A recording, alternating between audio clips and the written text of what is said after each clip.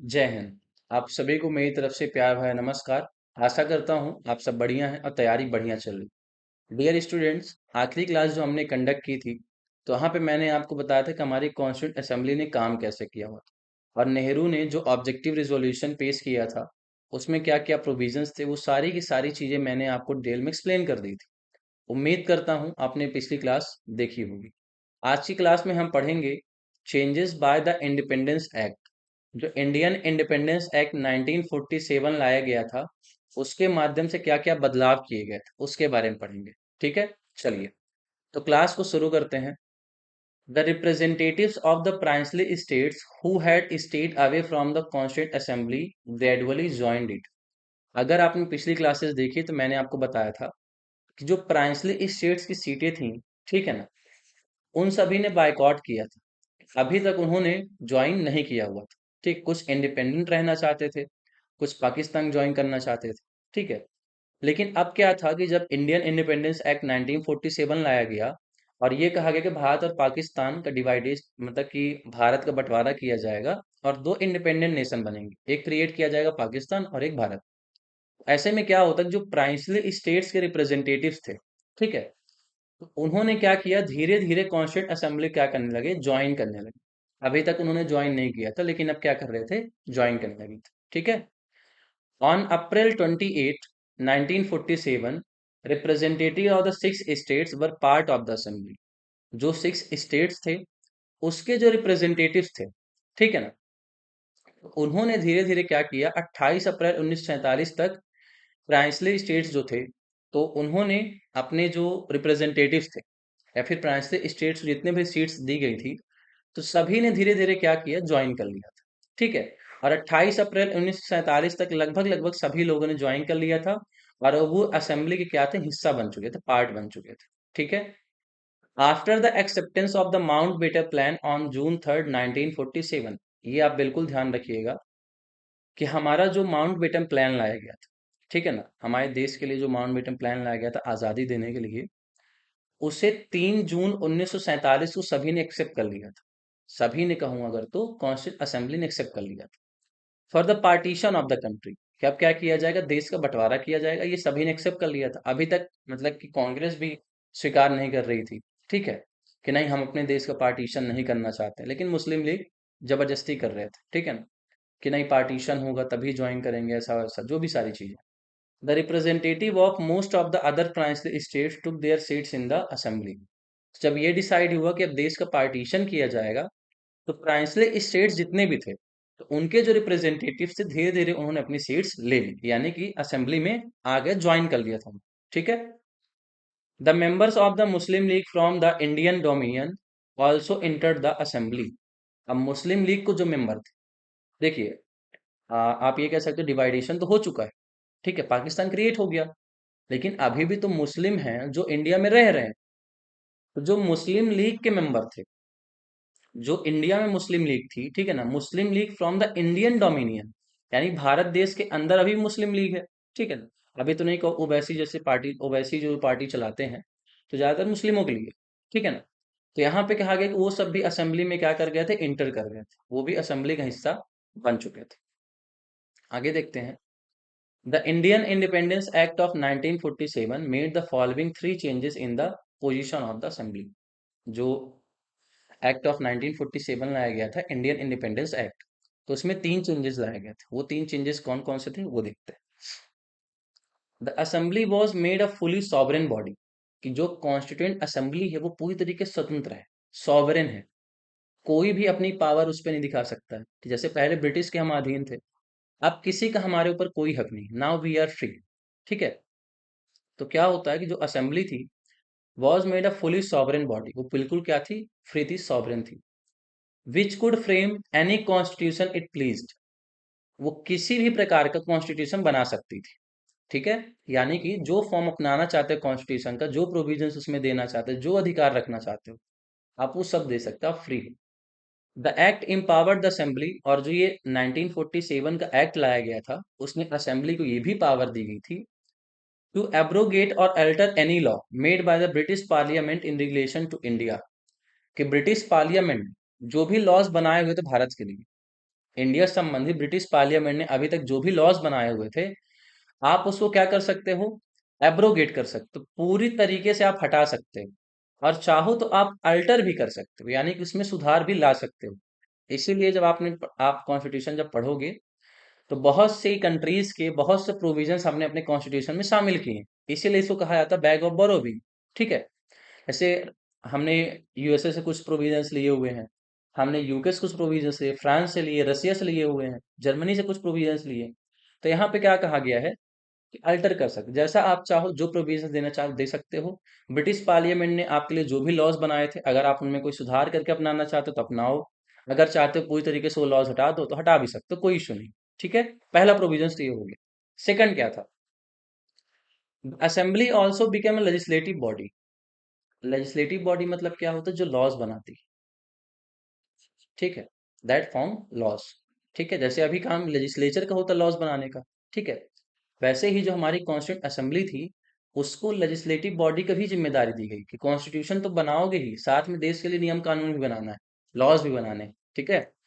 In other words to separate function were assign to the assembly. दूसरे शब्दों में कहा जाए, दो अलग अलग फंक्शन किसको दिए गए थे, असेंबली को दिए गए। That is making of the constitution for free India, कि पहला, कि आपको क्या करना है, फ्री इंडिया के लिए क्या बनाना है, कॉन्स्टिट्यूशन बनाना है। स्वतंत्र भारत के लिए आपको क्या बनाना है, संविधान बनाना है। And enacting of ordinary laws for the country, और साथ ही साथ देश के लिए क्या करने हैं, ऑर्डिनरी लॉज भी बनाने हैं, कि आपको देश के लिए कुछ नियम और कानून भी बनाने हैं। ठीक है। तो दो काम दिए गए थे। These two task were to be performed on separate days, और ये जो दो टास्क है ना, अलग अलग दिन में काम किए जाएंगे। मतलब जब कॉन्स्टिट्यूशन बनाना है, जिस दिन कॉन्स्टिट्यूशन मतलब कि डिसाइड किया जाए कि हाँ आज कॉन्स्टिट्यूशन पे चर्चा होगी, तो उस दिन सिर्फ कॉन्स्टिट्यूशन बनाने की ही बात की जाएगी।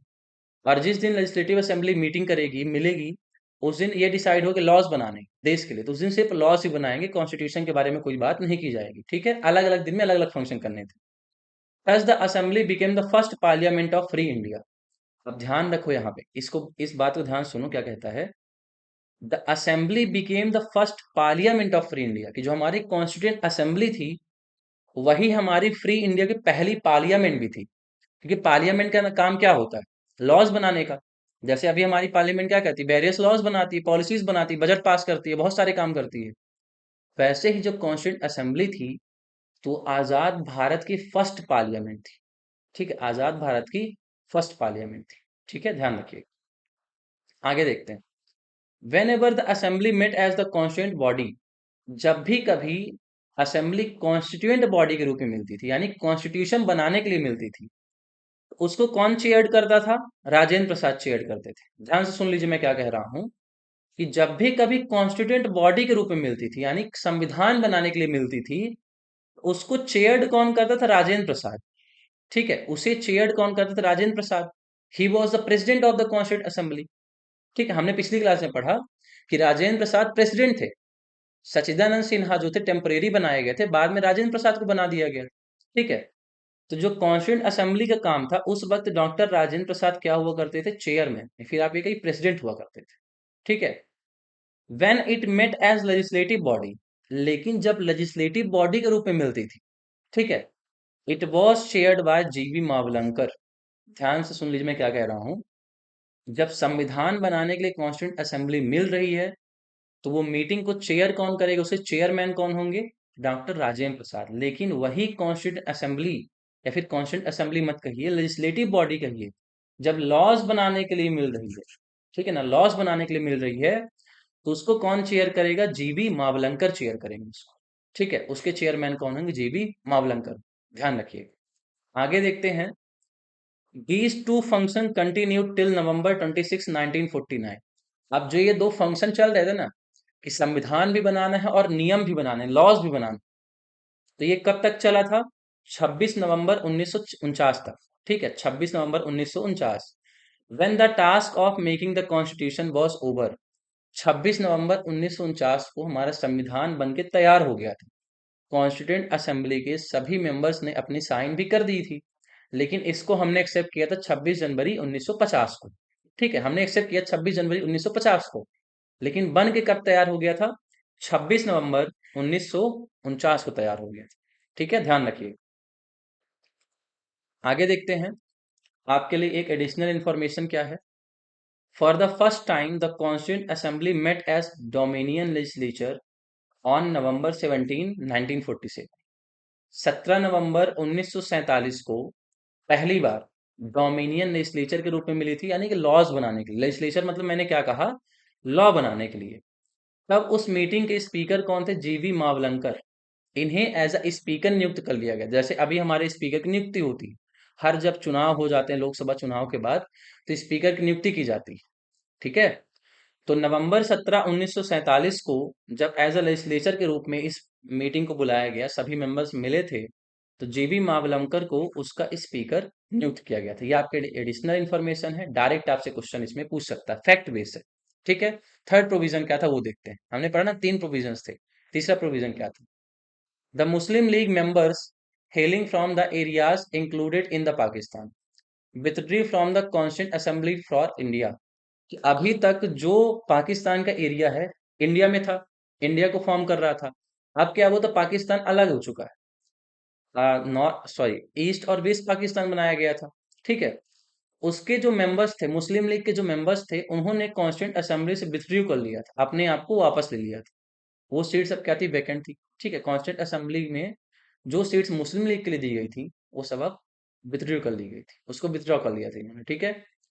इस प्रकार क्या होता है, the total strength of the assembly came down to 299। पहले कितनी थी, 389। अब जब मुस्लिम लीग ने अपनी नाम वापस ले लिए, उनकी सीट्स पाकिस्तान में चली गई, तो हमारे पास कितनी सीट्स बचती हैं, 299। ठीक है। कैबिनेट मिशन जब लाया गया था, कैबिनेट मिशन में टोटल 389 सीटें थी। ठीक है। मतलब कि मुस्लिम लीग को मिला करके, ट्रांसलेट स्टेट्स को मिला करके। पर अब जब मुस्लिम लीग अलग हो गई, पाकिस्तान फॉर्म हो चुका, तो कुछ सीटें कम हुई और सीट की संख्या कितनी हो गई, 299 हो गई थी। ठीक है। The strength of the Indian provinces formally British provinces was reduced to 269 to 229। हमने पिछली क्लास में आपको पढ़ाया हुआ है कि जो प्राइंसली स्टेट्स थे, प्राइंसली स्टेट्स नहीं, ब्रिटिश जो थे, जहां पे ब्रिटिशर्स का मतलब कि रूल चल रहा था, जहां पे ब्रिटिशर्स रूल कर रहे थे, तो उस टाइम पे सीट्स कितनी थी, 299 296। जब टोटल सीटें कितनी थी, 389। उस वक्त ब्रिटिश जो डोमिनियन था, उसको कितनी सीट्स दी गई थी, 296। अब घट कर कितनी हो गई है, 229। जब पाकिस्तान अलग हो जाता है, पाकिस्तान देश बन जाता है, तो 389 सीटों से घट के 296 हो गई। ठीक है। तो उसमें से 229 सीटें किसके लिए थी, ब्रिटिश प्रोविंसेस के लिए, जहां पर ब्रिटिशर्स ने कब्जा किया होता, जहां ब्रिटिशर्स रूल कर रहे थे। ठीक है। Those of the princely states from 93 to 70। और प्राइंसली स्टेट्स को पहले कितनी सीटें दी गई थी, 93। जब टोटल 389 सीटें थी, तो प्राइंसली स्टेट जहां पे छोटे छोटे राजा महाराजा लोग रूल किया करते थे, 93 सीटें थी। अब 93 से घटकर कितनी सीटें हो गई, 70 सीटें हो गई थी। ठीक है। उम्मीद करता हूं ये तीनों प्रोविजंस आपको समझ में आ गए। अब कुछ बाकी काम भी दिए गए थे constituent assembly. Other function perform in addition to the making of the constitution and enacting of ordinaries laws. Constitution बनाने की जिम्मेदारी दी गई थी, ऑर्डिनरी लॉज बनाने की भी जिम्मेदारी दी गई थी, लेकिन इसके अलावा कुछ अदर फंक्शन भी दिए गए थे। The constituent assembly also perform the following function. उन्होंने कुछ और भी काम किए, ये आपके लिए बहुत इंपॉर्टेंट है। इस लेक्चर में अगर देखा जाए तो ये फैक्चुअल चीजें हैं और ये आपके लिए बहुत इंपॉर्टेंट हो जाती। ठीक है। These things are very important. There can be a direct question asked, आपसे डायरेक्टली क्वेश्चन पूछा जा सकता है। ठीक है। देखिए, it ratified the India's membership of the Commonwealth on May 1949। Commonwealth जो है अभी भी चलता है, 1949 में भारत ने इसको ज्वाइन किया। ठीक है। भारत ने इसको ज्वाइन किया हुआ। ठीक है। नेशनल फ्लैग जो है, हमारे देश का जो झंडा है, उसे हमने 22 जुलाई 1947 को स्वीकार किया, या फिर हमारी कॉन्स्टिट्यूंट असेंबली ने अपनाया हुआ था 22 जुलाई 1947 को। ठीक है। नेशनल फ्लैग की बात हो रही है, 22 जुलाई 1947। It adopted the national anthem on January 24 1950। जो नेशनल एंथम है हमारा, उसे हमने कब स्वीकार किया, 24 जनवरी 1950 को स्वीकार किया। ठीक है। इसी प्रकार से देखिए, जो नेशनल सॉन्ग है, उसे भी हमने 24 जनवरी 1950 को ही एक्सेप्ट किया हुआ था। तो ध्यान रखिएगा, जो नेशनल एंथम है, ठीक है, हमारा नेशनल एंथम और नेशनल सॉन्ग दोनों की एक्सेप्टेबल जो डेट है, एक्सेप्टेंस डेट है, वो सेम है, 24 जनवरी 1950। तो कंफ्यूज मत होइएगा, चाहे नेशनल एंथम पूछे चाहे नेशनल सॉन्ग पूछे, आपकी डेट बिल्कुल सेम है, 24 जनवरी 1950 को स्वीकार किया गया था। ठीक है, आखिरी देखते हैं पांचवा प्रोविजन क्या था। It elected doctor Rajendra Prasad as the first president of India on January 24, 1950। अब एक डेट और ध्यान रखिए कि जब हमारे देश का संविधान बन के तैयार हो गया था, तो हमारे स्वतंत्र भारत के पहले जो राष्ट्रपति थे वो डॉक्टर राजेंद्र प्रसाद थे, और उन्हें 24 जनवरी 1950 को नियुक्त किया गया था। तीन चीजें सेम डेट को हुई, नेशनल एंथम, नेशनल फ्लैग और डॉक्टर राजेंद्र प्रसाद को एज द फर्स्ट प्रेसिडेंट स्वीकार करना। सेम डेट है 24 जनवरी 1950। ठीक है, उम्मीद करता हूं सारी चीजें आपको समझ में आई होंगी। मैंने सारी चीजें आपको डिटेल में पढ़ाई हैं, कुछ चीजें और हैं वो देख लेते हैं। ठीक है, चलिए। In all the constituent assembly had 11 sessions over 2 years। जो भी कॉन्स्टिट्यूंट असेंबली थी, ठीक है, हमारी जो कॉन्स्टिट्यूंट असेंबली थी उसमें टोटल 11 सेशंस हुए थे। ठीक है, 11 सेशंस हुए थे over 2 years, 11 month and 18 days। आप सभी को पता है कि हमारे देश का संविधान बनाने में 2 साल, 11 महीने और 18 दिन का समय लगा था। ये आप सभी को पता होगा नॉर्मली, जहां तक मुझे लगता है। ठीक है, आगे देखते हैं। The constitution makers had gone through the constitutions of about 60 countries. आप देखिए यहाँ पे क्या कह रहा है कि हमारे जो कॉन्स्टिट्यूशन मेकर्स थे, जो संविधान बना रहे थे, लगभग लगभग 60 देशों के संविधान को उन्होंने पढ़ा। उसके बाद उन उन सभी संविधान में जो अच्छी अच्छी चीजें थी, जिसे लगा कि हाँ यहाँ पे भी अपनाया जा सकता, तो उसको उन्होंने स्वीकार किया। And the draft constitution was considered for 114 days। और जो ड्राफ्ट कॉन्स्टिट्यूशन बनाया गया था, संविधान को जो बनाया गया, लिखने उखने के जो काम किया गया, उसमें 114 दिन लगे थे। ठीक है, the total expenditure incurred on making of the constitution amounted 64 lakh. जो कॉन्स्टिट्यूशन बनाने के लिए हमारे देश का जो खर्चा लगा था उस टाइम पे 64 लाख रुपए था। ठीक है, आखिरी जानकारी क्या है। On January 24, 1950 the constituent assembly held it's final session. ध्यान रखना, आपसे डायरेक्ट क्वेश्चन पूछ सकता है कि कॉन्स्टिट्यूंट असेंबली का फाइनल सेशन कब हुआ था, फाइनल सेशन। तो आपको लगेगा सर 26 नवंबर को क्या हुआ था कि सभी ने साइन कर दिया, 26 नवंबर 1949 को हमारा संविधान बन के तैयार हो गया था, तो अभी फाइनल सेशन हुआ होगा, जबकि ऐसा नहीं है। देखिए, on 24 January 1950 the constituent assembly held it's final session. Final session 24 जनवरी 1950 को हुआ था। कॉन्स्टिट्यूंट असेंबली के सभी मेंबर्स ने सिग्नेचर की हुई थी, संविधान पे सभी ने अपनी सिग्नेचर की थी। It how ever did not and, हालांकि यहाँ पे खत्म नहीं हुआ, and continued as the Provincial Parliament of India from January 26, 1950 till the formation of new parliament after the first general election in 1951 and 52। देखिए, फाइनल सेशन तो कब हो गया था, 24 जनवरी 1950 को, जब हमने क्या अपनाया हुआ था। यहाँ पे देखो डेट लिखी हुई है ना, हमने उस दिन नेशनल एंथम अपनाया, national flag sorry national song अपनाया, और प्रेसिडेंट को हमने नियुक्त किया हुआ था डॉक्टर राजेंद्र प्रसाद को 24 जनवरी 1950 को। ठीक है, तो यहाँ पे क्या होता है, 24 जनवरी 1950 को ही फाइनल सेशन हुआ था, लेकिन पार्लियामेंट को अभी अबॉलिश नहीं किया गया था। अबॉलिश मतलब पार्लियामेंट को भंग नहीं किया गया था। हमने पढ़ा ना कि स्वतंत्र भारत की कॉन्स्टिट्यूंट असेंबली क्या थी, पहली पार्लियामेंट, जिसे भंग नहीं किया गया था। इट डिड नॉट इन, इसका काम कंटिन्यू था as the provincial parliament of India. अब एज अ प्रोविंशियल पार्लियामेंट के रूप में काम कर रही थी 26 जनवरी 1950 से, क्योंकि 26 जनवरी 1950 को हमने अपना संविधान स्वीकार कर लिया था। ठीक है, तो प्रोविंशियल पार्लियामेंट के रूप में काम कर रही थी तब तक, जब तक एक नई पार्लियामेंट नहीं बन जाती है। जब फर्स्ट जनरल इलेक्शन कब हुआ था, 1951 और 52 में, जब तक नई पार्लियामेंट नहीं बन गई, इलेक्शन के बाद नई पार्लियामेंट का मतलब नहीं फॉर्म कर दिया गया था, तब तक हमारी कॉन्स्टिट्यूंट जो असेंबली थी वही एज अ पार्लियामेंट के रूप में काम कर रही थी। ठीक है, चलिए, तो यहाँ पे ये लेक्चर हमारा समाप्त होता है। उम्मीद करता हूँ सारी की सारी चीज आपको समझ में आई होंगी। आपके लिए ज्यादा इंपॉर्टेंट स्लाइड ये है। ठीक है, बाकी तो आगे फैक्चुअल इन्फॉर्मेशन थी, और एक इन्फॉर्मेशन आपके लिए ये है कि 2 years 11 month 18 days लगे थे, टोटल 11 सेशंस हुए थे। ठीक है, 60 कंट्री से कॉन्स्टिट्यूशन हमने पढ़ा, और उसके बाद हमने अपने संविधान को बनाया हुआ। उम्मीद है सारी चीज़ आपको समझ में आई होंगी। कहीं पे कोई डाउट है या फिर कहीं पे कोई इंप्रूवमेंट करनी है, तो आप कमेंट करके मुझे ज़रूर बताइए। ठीक है, चलिए, तो मिलेंगे नेक्स्ट क्लास में एक नए टॉपिक के साथ। तब तक अपना ख्याल रखिए और अच्छे से पढ़ाई करते रहिए। जय हिंद।